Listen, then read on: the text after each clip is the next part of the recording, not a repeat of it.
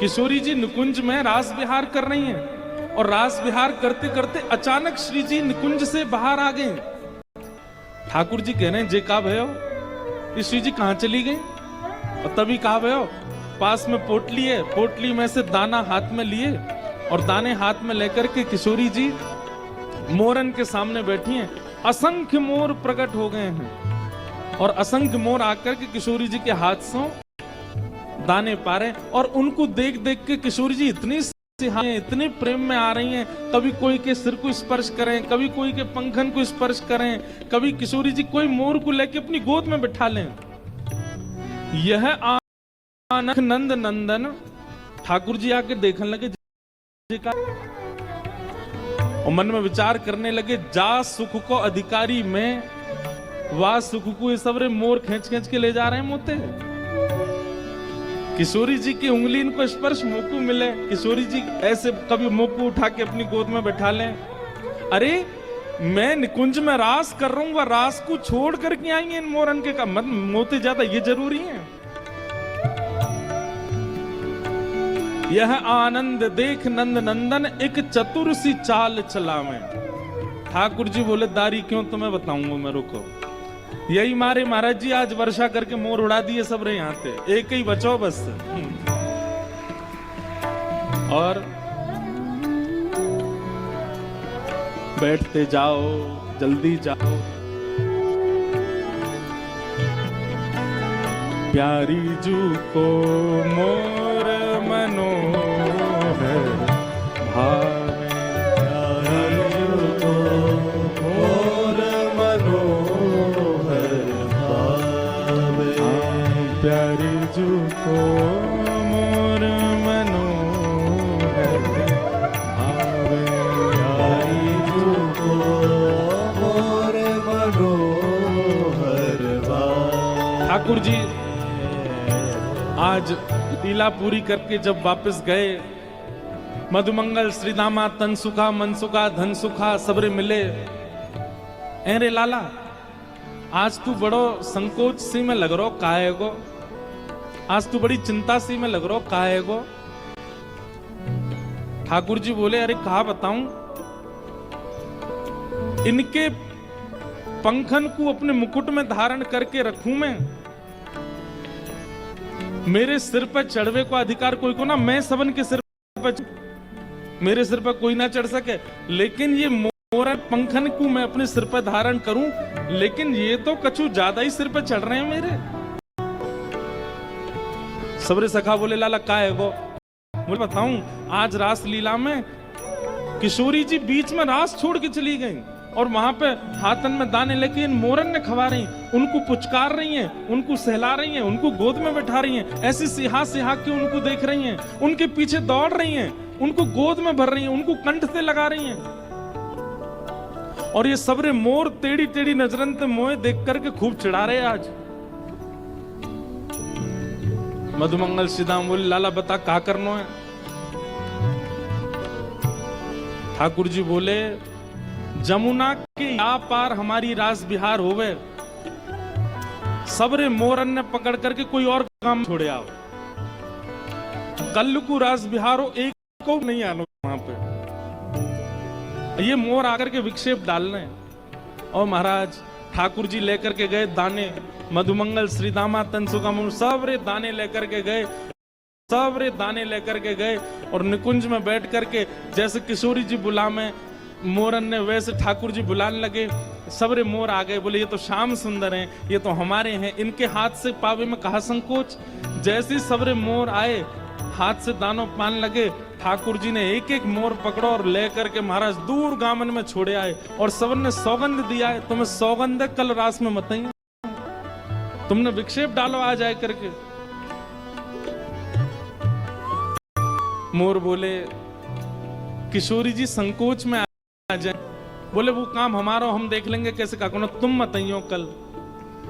और मोरन को सौगंध देके मोरनीन की ठाकुर जी चले गए, तुम्हें अपनी अपनी बहुवन की कसम है आ मत जाइयो कल वहां पे।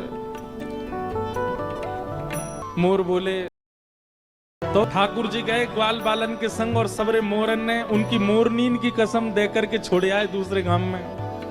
कल मत आ जाइयो निकुंज में, हमारे रास बिहार में विक्षेप मत डालियो।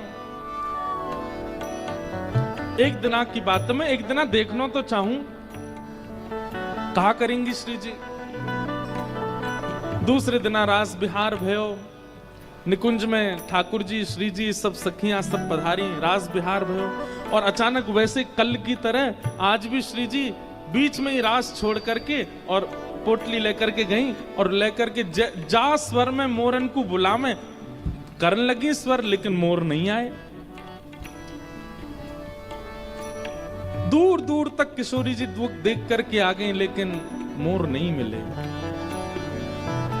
कभी यमुना तट पे ढूंढे, कभी सघन वन में ढूंढे, कभी कुंज निकुंजन में ढूंढे, लेकिन मोर नहीं मिले श्री जी को। ठाकुर जी पीछे पीछे चल रहे हैं, हे श्यामाजू चलो न एक मेरे संग तनिक बैठ जाओ। अरे श्यामाजू देखो आज मैं आपके काज कहा बना के लाऊं ने किया को पाए लो। लेकिन किशोरी जी को तो मोह ऐसा बन गो, अब कछु भाई नहीं रहे हो। ठाकुर जी आज सुंदर पेड़ा बना के लाए, किशोरी जी को पवान लगे, किशोरी जी ने पायो। ठाकुर जी बोले कैसो है? बिल्कुल स्वाद ना है, हम आप पे बनानो ना आवे तो काय को बनाए करो, मत बना के लाए करो, मैं ही ले आऊंगी अपने आप। ठाकुर जी बोले मेरे द्वारा दी गई सामग्री कभी अगर नहीं भाती है तो किशोरी जी थोड़ा मन मार के भी स्वीकार कर ले, लेकिन ऐसे स्पष्ट मना तो कभी नहीं करती। आज तो इतनी बुरी लग गई, मोर इतने प्रिय है इनको कि मैं सामग्री दे रहा हूं, वो कार नहीं है। ठाकुर जी नृत्य करके दिखाने लगे, श्री जी आज मैंने कैसा नृत्य किया? किशोरी जी बोली जैसा रोज करो वैसा ही कियो, कछु नयो तो हो ना हो या मैं। ठाकुर जी बोले ये बर्दाश्त भार है रो मेरे, मैं इतना सब कछु आपके सामने प्रस्तुत कर रहा हूं, आपको भाई ना आए रहे हो। अंत में ठाकुर जी मन में विचार करने लगे ये मोर इतने प्रिय हैं, अब मोर तो हमले गांव में छोड़ के आए।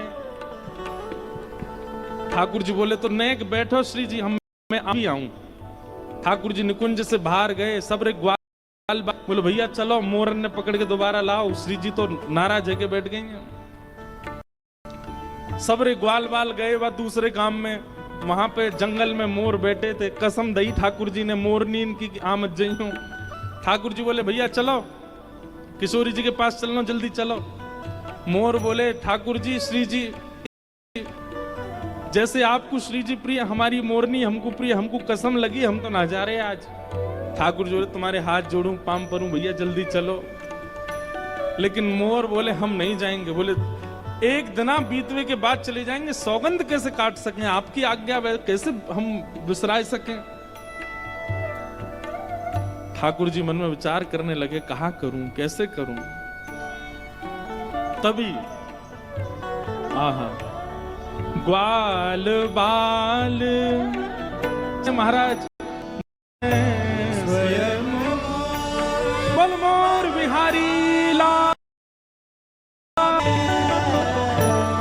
ठाकुर जी ने महाराज मोरन के बड़े बड़े पिच सबरे इकट्ठे किए और इकट्ठे करके खूब सुंदर एक सूत में पिरोए करके, और वह सूत को अपनी कमर पे बांध करके पीछे सबरे मोर पिच ऐसे आ गए ठाकुर जी के, जैसे मानो जैसे कोई मोर अपने पंख खोल करके नाच रहे हो। एक तरफ की सूत एक हाथ में पकड़ी, दूसरी तरफ की सूत दूसरे हाथ में पकड़ करके, तभी किशोरी जी के सामने कुहू कुहू जैसे मोर अपने मुख से स्वर निकालता है वैसे स्वर सुनाने लगे।